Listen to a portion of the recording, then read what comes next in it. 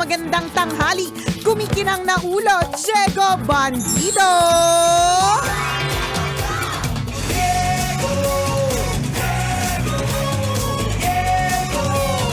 Go, Diego, go.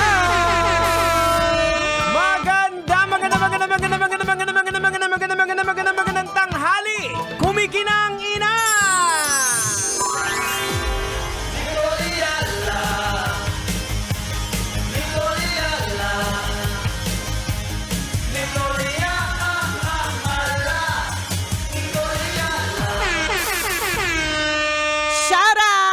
Gusto ko lang i-shoutout at lahat ng mga Palawenyos.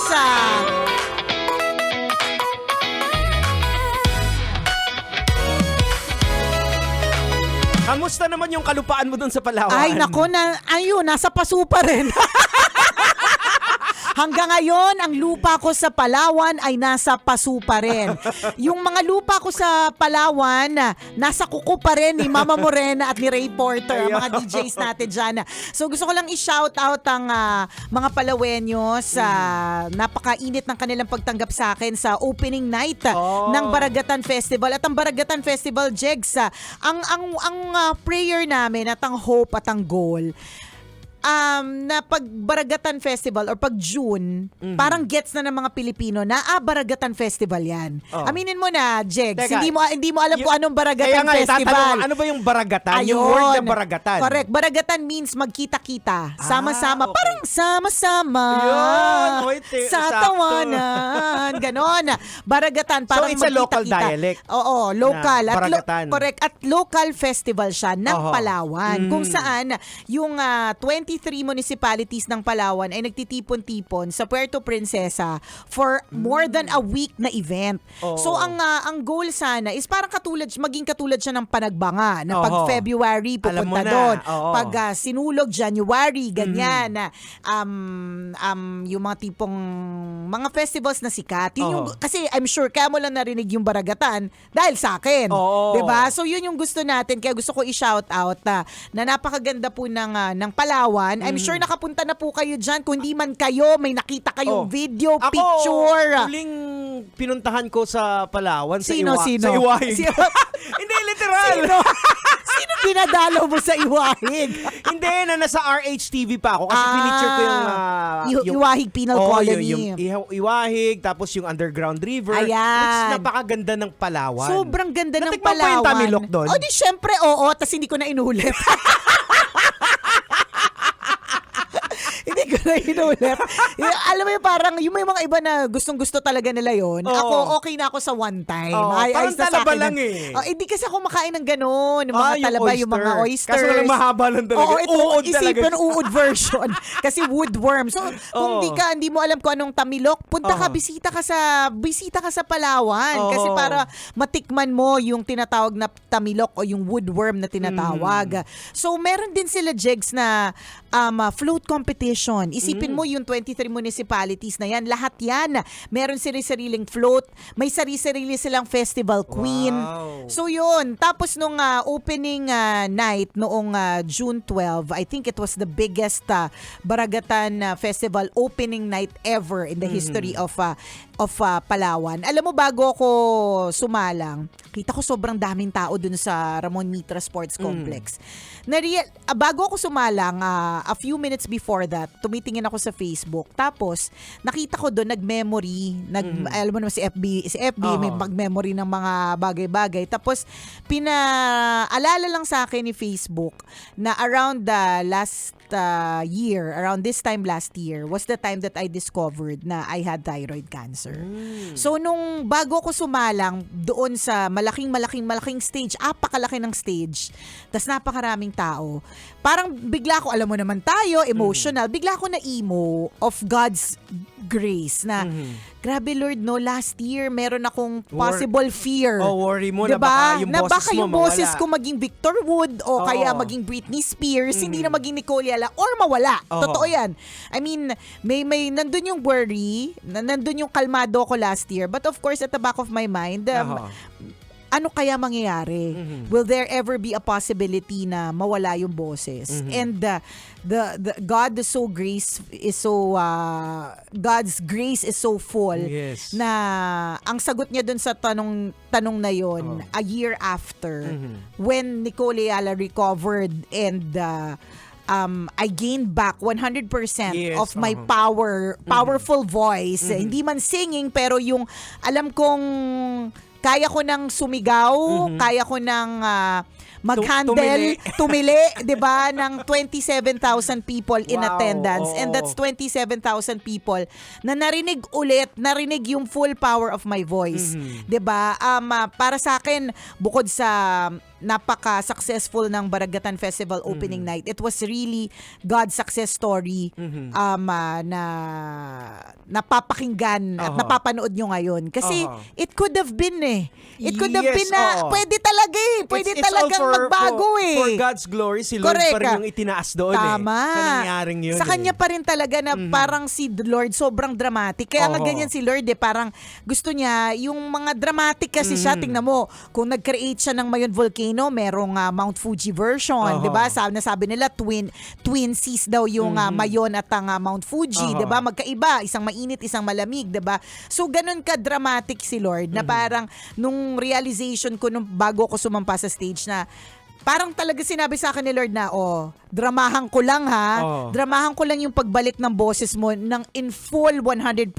Kasi nung after ng thyroidectomy ko last year, I really felt na yung boses ko, while hindi naman siya nawala, yung full capacity niya na nakakasigaw, nakakatili, ay hindi niya pa na-achieve. And I felt like nung opening night ng Baragatan, it was in its full capacity. Yun. Na parang sabi ni Lord, eto gusto ko pagka binonggahan mo yung maganda mo sa harap ng napakaraming tao sa isang napakalaking event. 'Di ba? Ganun ang drama ni Lord. Di ba bumulong si Lord, Nicole, yung boses na yan, di mo na pagmamayari, akin yan, gamitin mo yan sa naaayon sa gusto ko. Actually, alam ko, feeling ko nga, yun din yung sinasabi niya kasi nung pagsampa ko sa stage, ang lakas ng ilaw. Parang kinukuha niya na ako. Pero ang galing lang na it's so dramatic and it's so miraculous and napaka-powerful talaga, God's grace talaga. Naalala ko lang din yung isa sa mga kwento mo na may kumausap sa iyo na, Nicole, why not gamitin mo yung boses mo, 'di ba, to spread good news. Yes. Yun yung time na medyo matinu-tino na yung mga adlib ko sa radyo. Nan yung time na biglang tuminutino yung mga adlib ko sa radyo, hindi na lang siya puro kalokohan, kundi ito yung power na meron tayo, 'di ba? Bakit hindi natin ito gamitin para hindi lang basta mag-entertain, doon kundi na po nagsimula na may mga kaibigan na napari si Nicole. Ayan, 'di ba? Na nung time na naghahanap ako ng pare, ang dami kong screenol. Sino kaya dito sa dami? Father. Ang galing lang at yun po yung sanang goal naming mga Palawenyo na makabisita po ang mga iba't ibang mga probinsya also, yung mga taga Maynila, na kapag Baragatan Festival, kapag June, pupunta din po kayo. Pati foreigners. Ayan. Kasi parang feeling ko, Jex, kulang Kulang sa foreigner. Ganun ba kulang ba? Kasi ang chika na nasagap ko. Kanina mo na naman nasagap ang chika nga. Na parang mas marami pang foreigner doon sa Palawan kasi yung mga Hindi totoo. yung mga isla na parang pagmamay-ari na nila. Hindi, siguro yung mga foreigners yung may kayang bumili. But I would say kung mas madami sila, mas marami pa rin yung local. Actually, may mga kamag-anak din ako dyan sa Palawan. Hello, shout out sa mga Bartolo family. Ayan, hello sa members. Bartolo family. Ganon na. And yung Puerto Princesa kasi, nakakalimutan ng mga tao na maganda din po talaga dyan. May mga beaches dyan na maganda, madaming masarap na pagkain, maraming masarap na mga bars and restaurants. Minsan kasi, Jex, dinadaanan lang. Papunta ng El Nido, papunta ng Coron, Balaba. Yung sa city government ng Palawan, kulang yung Nicole Ayala. Sa Ayan. susunod, dalhin yung buong DJ ng Metro Manila para maghakot din ng mga tao dyan. Huwag kang mag-alala. Sasabihin natin yan sa Palawan Tourism Council. Shoutout kay Sir Rix. Ayan, kung tourism lang naman ang pag-uusapan bitbitin na yung lahat ng Love Radio DJs. Tama. Yan ang goal natin next year. Diba? Malay mo, diba? Lahat ng mga DJs ay imbitahan para sa Baragatan Festival. At yun yun yung sanang gusto natin. Aha. Na hindi lang Baragatan Festival, kundi lahat ng festival sa Pilipinas, may it be known, di ba? Not tama. just sa mga kapwa natin Pilipino, kundi pati na rin sa ibang bansa. Correct. Oo. Grabe, ang ganda ng Pilipinas. Dito mo siya mamahalin talaga ng husto eh. Wala kasing question dyan sa ganda ng ano eh. Ang question kasi dyan kuminsan, sana makatulong yung government itself, especially kasi yung pagtawid, yung pamasahe. Totoo. Yun kasi ang nagiging problema. Eh, alam ba, gustuhin man nila pumunta ng Baragatan kasi Correct. ang airplane, ang accommodation. Sana may mga, pag may festivities sa lahat man ng dako ng Pilipinas may ginagawa yung tourism na parang, alam ba, discount para sa mga manonood ng festivities sa aeroplano. Pwede. O subsidy na namin. Correct, di ba? Sana. Oo. Para maging accessible para sa lahat ng mga Pilipino. Oo. Gumamahalan man natin doon sa foreigner. Charas! Wag din sa mga kapwa Pilipino. Doon na lang sa foreigner. Tsaka kasi hindi ito kakayanin ng gobyerno lang, syempre, with the partnership ng mga may-ari ng mga private, aeroplano. correct. Diba? Yung mga private. Tulong din. Tulong-tulong. Oo. Kasi ang success naman ng isang festival ay success ng isang buong nasyon. Oo. 'Di ba? Yun yung kagandahan diyan. Ayan. Ay, May ang barko saya. ba papuntang Palawan? Meron, pero parang 48 hours gusto Ayun mo. na. Pwede naman kasi mas mura naman din talaga siya ng dihamak. Oo. Tsaka I think meron na rin namang parang mga executive na comfortable ka naman. Yun nga lang, medyo matagal. Oo. Yun. So yan ang prayer. Hindi lang for Baragatan, hindi lang for Sa Palawan. lahat, sa lahat po. kundi sa lahat na kapag ka Pilipino, mas accessible, Oo. mas affordable, mas Tama. kaya, di ba? Happy Baragatan! Ayan. Kasama pa rin po ang tambalang kumikinang. Ako po si Diego Bandido. At ako po si Nicole Yala. Kailangan pa bang i-memorize yan? Basic!